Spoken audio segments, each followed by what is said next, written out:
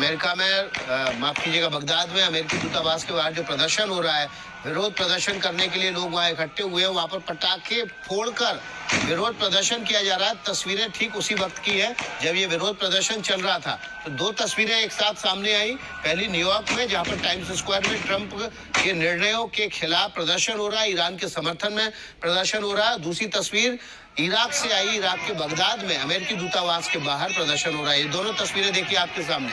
तो एक तरफ बगदाद की तस्वीरें आप देख रहे हैं जहां पर अमेरिका के खिलाफ अमेरिकी दूतावास के बाहर प्रदर्शन किया गया है, और दूसरी तस्वीरें आप न्यूयॉर्क की देख रहे हैं जहां पर टाइम्स स्क्वायर जो है वहां पर ये जो हमले किए गए हैं इनके खिलाफ लोग सड़कों पर उतर आए हैं। और आप देख सकते हैं ड्रम्स यहाँ पर बजाए जा रहे हैं और जमकर ट्रंप सरकार के विरोध में मार्च निकाला जा रहा है। बड़ी तादाद में लोग यहाँ पर इकट्ठा हुए और खुद न्यूयॉर्क के जो मेयर है नौरान नंदानी, उन्होंने भी इस युद्ध का विरोध किया है। तो यहाँ पर ग्रुप कैप्टन देवनाथ सर, यहाँ पर खुद अगर बात की जाए तो जो सत्ता में लोग हैं वो भी यहाँ पर इस युद्ध को लेकर या इस हमले को लेकर बटे हुए नजर आए, चाहे वो रिपब्लिकन हो चाहे वो डेमोक्रेट्स हो। इसमें कोई शक नहीं है, डेमोक्रेट्स तो हमेशा से ही डोनाल्ड ट्रंप के इस युद्ध के प्रस्ताव के खिलाफ थे। रिपब्लिकन पार्टी में भी एक बहुत बड़ा धड़ा है जो कि सेंटरिस्ट है या लेफ्ट ऑफ सेंटर है। खासतौर से रिपब्लिकन पार्टी का वो हिस्सा जहाँ पे कि अश्वेत लोग हैं, उन्होंने कभी भी इस युद्ध का समर्थन नहीं किया। अभी जो इलेक्शन हो रहे हैं आप देखेंगे ट्रंप की जो एक्सेप्टेबिलिटी है कितनी कम हो गई है। एक समय था, अभी सिर्फ 6 महीने पहले 56% लोग ट्रंप के अपना लीडर मानते थे। रिपब्लिकन पार्टी के मैं बात कर रहा हूं, लेकिन आज रिपब्लिकन पार्टी के अंदर महज 43% दुबई एयरपोर्ट पर ईरान के हमले की खबर आ रही है। माफ कीजिएगा, आपको बीच में रोकूंगा। बड़ी खबर दर्शकों के लिए, यूएस खुफिया मुख्यालय के दफ्तर पर भी हमला किया गया है। ईरान ने ड्रोन के जरिए ये हमला किया है। दुबई एयरपोर्ट पर ईरान का हमला हुआ है। यूएस के खुफिया मुख्यालय के दफ्तर पर हमला हुआ है। ईरान ने ड्रोन के जरिए ये हमला किया है। IRGC ने देखिए थोड़ी देर पहले अमेरिका के खिलाफ सबसे बड़े ऐतिहासिक हमले की बात कही थी, और देखिए ये तस्वीर आ गई है। ये दुबई एयरपोर्ट पर यूएस के खुफिया मुख्यालय की तस्वीर है जहां पर ईरान ने ड्रोन के जरिए हमला किया है। कल से लगातार दुबई को निशाने पर ले रखा है ईरान ने, और दिन भर कई धमाके हुए। बुर्ज खलीफा के पास धमाका हुआ, अल जुमेरा के पास धमाका हुआ, एयरपोर्ट पर धमाका हुआ, और अब ये ताज़ा तस्वीर फिर से दुबई एयरपोर्ट को निशाना बनाया गया है। यहाँ पर यूएस के खुफिया विभाग का मुख्यालय है, उसको निशाने पर लिया गया है। और उन लोगों के लिए भी विकास कहीं ना कहीं ये दुखद खबर है, क्योंकि कई भारतीय जो है वो वहाँ पर रहते हैं, कई भारतीय जो है वहाँ पर फंसे हुए। कल दोपहर से ही दुबई का एयर स्पेस जो है वो बंद किया गया है, सभी फ्लाइट जो है वो कैंसिल करनी पड़ी थी, और अब जो लोग इंतजार कर रहे थे कि वो आज शायद चीज़ें बेहतर होंगी, तो ये बड़ी खबर इस वक्त सामने आ रही है। दुबई एयरपोर्ट पर ईरान का हमला हुआ है। तस्वीरें आपको इस वक्त दिखा रहे हैं, काला धुआं यहाँ से उठता हुआ नजर आ रहा है। यूएस खुफिया मुख्यालय जो है उसके दफ्तर पर यह हमला किया गया, ये खबर सामने आई है, और ड्रोन के जरिए ईरान ने ये अटैक किया है। तो दुबई यहाँ पर निशाने पर आया, इसलिए सबको कहीं ना कहीं एक झटका दिया है। समर हमारे साथ जुड़ गए। समन, क्या कुछ डिटेल्स इस वक्त मिल रहे हैं दुबई एयरपोर्ट पर अटैक को लेकर? अर्जुन, आप हमें सुन पा रहे हैं? हाँ जी, दुबई अंतर्राष्ट्रीय हवाई अड्डे पे एक हमला हुआ था, जिस पे अभी हमें इनिशियल रिपोर्ट से आ रही है कि ज़्यादा कोई क्षति इस एरिया को नहीं पहुंची है। और खाली दुबई इंटरनेशनल एयरपोर्ट नहीं, बुर्ज अल दुबई का भी एक फ्रैगमेंट जो है हमें खबर आ रही है कि गिरा था। हालांकि अभी कोई जान की लॉस ऑफ लाइफ की कोई भी हमें संकेत नहीं दिख रहे हैं। Back to you Summer. हमारे सहयोगी जानकारी दे रहे हैं कि किस तरह से दुबई एयरपोर्ट पर ईरान ने हमला किया है, ड्रोन के जरिए ये हमला हुआ है, और यहाँ पर यूएस का जो खुफिया विभाग का मुख्यालय है उसके दफ्तर को निशाना बनाया गया है। धुआं उठता आपको दिखाई दे रहा है तस्वीरों में दुबई एयरपोर्ट की इमारत के पास, और यहीं पर यूएस के खुफिया विभाग का एक मुख्यालय है, दफ्तर है, जिसको ड्रोन के जरिए ईरान ने निशाना बनाया है। एयर कमोडोर, ईरान से उड़कर तो ये ड्रोन नहीं आया होगा, ये तो यहाँ पर एक बार फिर से कुछ अपडेट देना चाह रहे हैं। समर, आपके पास क्या अपडेट है? हाँ जी, अबू धाबी में जो जायद इंटरनेशनल एयरपोर्ट टारगेट हुआ है, हमें अभी ये खबर आ रही है कि एक्चुअली इसके ऊपर एक मिसाइल इंटरसेप्ट किया गया था। एक Guys, something really funny happened right now. I was going through my portfolio. कि हमें संकेत और रिपोर्ट्स नहीं आ रहे हैं। फिर से मैं दोहराना चाहूँगा हमारे दर्शक जो भी ज्वाइन कर रहे हैं ब्रॉडकास्ट को, कि दुबई जायद इंटरनेशनल एयरपोर्ट के ऊपर एक प्रोजेक्टाइल को बीच में रोका गया था, उसका जो डेब्री गिरा है उससे अभी दुबई इंटरनेशनल एयरपोर्ट पे ड्रोन या मिसाइल जो भी था, जो भी प्रोजेक्टाइल था, उसको जब मार गिराया तो उसकी डेवरीज गिरी, उसका जो मलबा गिरा है उसकी वजह से ये धुएं का गुबार उठ रहा है। सीधा हमला ये दुबई एयरपोर्ट पर नहीं किया गया है, लेकिन जो खबर आई थी शुरुआती वो यही थी कि दुबई एयरपोर्ट पर हमला हुआ। एक और बड़ी खबर आ गई है, दोहा में भी धमाके की आवाज़ सुनी गई है। देखिए, कतर की राजधानी दोहा में भी धमाके की आवाज़ सुनी गई है। इस धमाके की आवाज़ के बाद वहाँ पर भी अफरा तफरी है।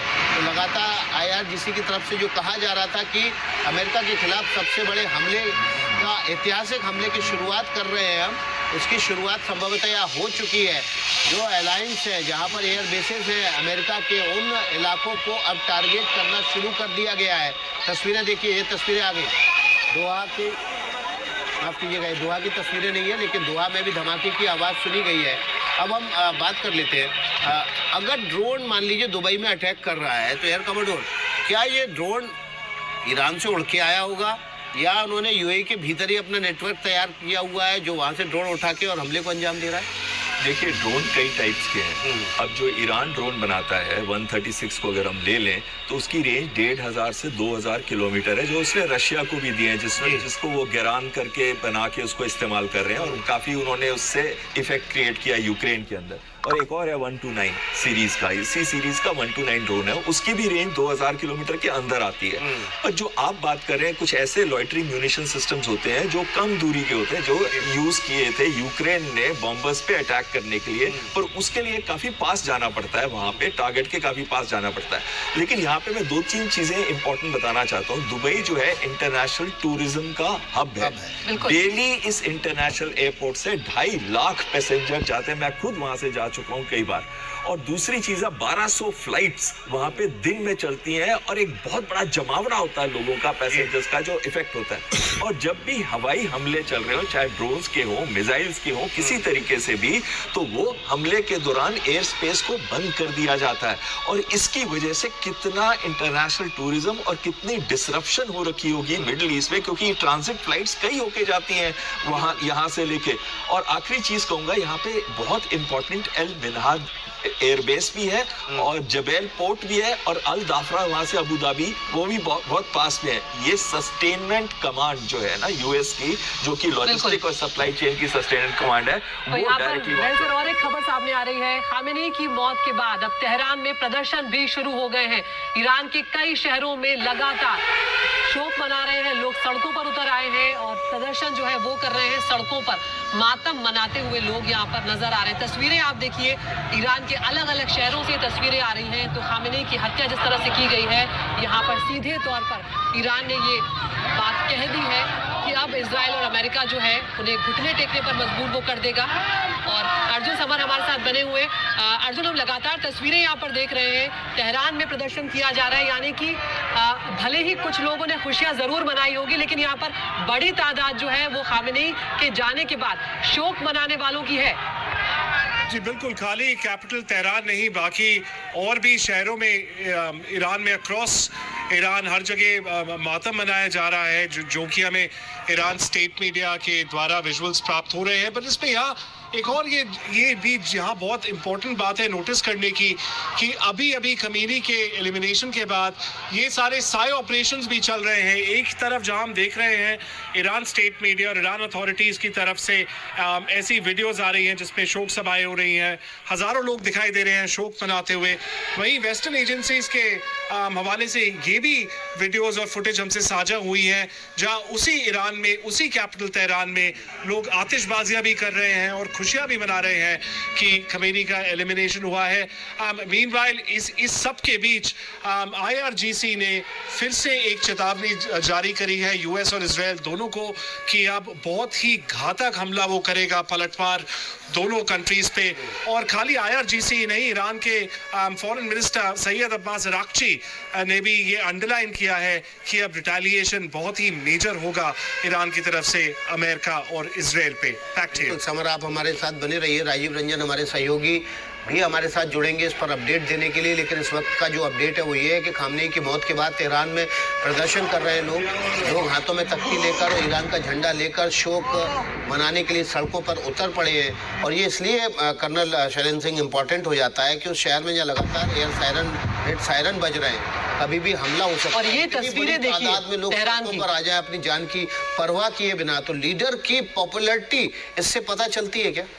और डेफिनेटली पता चलती है, क्योंकि मैंने अभी आपको थोड़ी देर पहले यही बताया था। अगर आपने ये जो अभी क्लिप चलाई थी, अगर आप इसका एक छोटा सा एनालिसिस करके देख